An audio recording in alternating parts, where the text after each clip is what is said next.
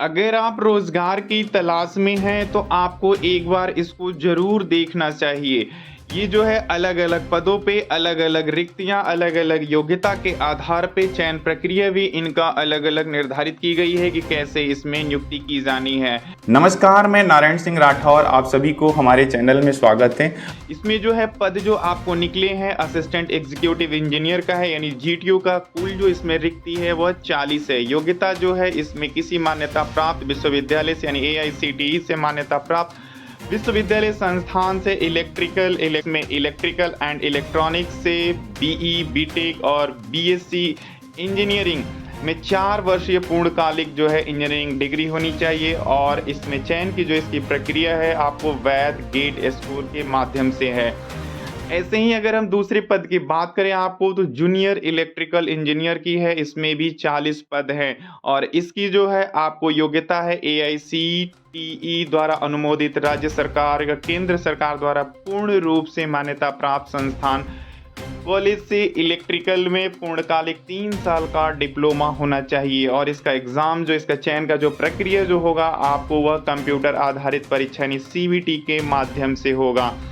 ऐसे ही अगर हम तीसरे पद की अगर बात करें तो कॉरेस्पॉन्डेंस क्लर्क का है ये, यानी इसमें 150 सीटें हैं। 150 सीट पे इसकी बहाली इसकी नियुक्ति होनी है इसमें। और आपका अगर इसके लिए अगर हम योग्यता की बात करें तो इसमें मान्यता प्राप्त विश्वविद्यालय से किसी भी विषय में स्नातक होना चाहिए। यानी आप कॉरेस्पॉन्डेंस क्लर्क अगर बनना चाहते हैं अगर इसमें तो आपको इसके लिए मान्यता प्राप्त विश्वविद्यालय से किसी भी विषय में आपका स्नातक यानी ग्रेजुएट होना चाहिए। टोटल 150 पदों पे है और इसका जो है चयन का प्रक्रिया है कंप्यूटर आधारित परीक्षा यानी सीबीटी के माध्यम से होना है ये। नेक्स्ट जो आपको जो पद है इसमें आप देखेंगे इसमें ऐसे ही आपका नेक्स्ट जो है इसमें स्टोर असिस्टेंट का है ये, यानी स्टोर असिस्टेंट के पद पे जो रिक्तियां जो कुल निकली है वह 80 है। और इसके लिए जो योग्यता निर्धारित की गई है सरकार के द्वारा जो इसका वह है मान्यता प्राप्त विश्वविद्यालय से किसी भी विषय में स्नातक होना चाहिए। और इसकी जो चयन का जो प्रक्रिया है इसमें वह होगा कंप्यूटर आधारित परीक्षा यानी सीबीटी के माध्यम से इसकी चयन की प्रक्रिया होनी है। ऐसे ही अगर हम नेक्स्ट अगर बात करें आपको जूनियर अकाउंट क्लर्क के लिए अगर हम बात करें तो इसके ऊपर 300 पोस्ट है यानी 300 रिक्तियां आपको निकली हुई है। और इसका जो है योग्यता जो रखा गया है आपको क्वालिफिकेशन जो है किसी भी मान्यता प्राप्त विश्वविद्यालय से कॉमर्स संकाय से स्नातक होना चाहिए आपको। यानी अगर आप जूनियर अकाउंट्स क्लर्क बनना चाहते हैं तो आपके इसके लिए जो है योग्यता जो आपको होनी चाहिए किसी भी विश्वविद्यालय से प्राप्त किसी भी मान्यता प्राप्त विश्वविद्यालय से कॉमर्स संकाय से स्नातक यानी ग्रेजुएट होना चाहिए।